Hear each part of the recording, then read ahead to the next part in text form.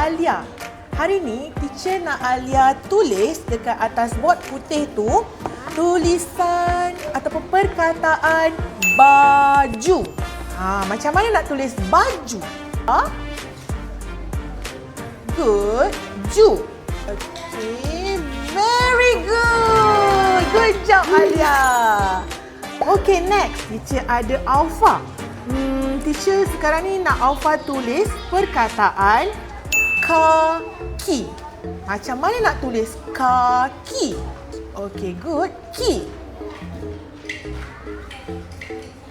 Very good, Alfa. Good job. Okay, Ryan.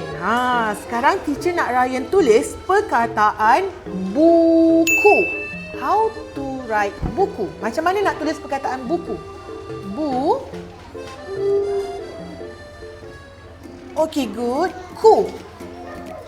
Very good, Ryan. Good job. Okay, the last one. Teacher ada Aira.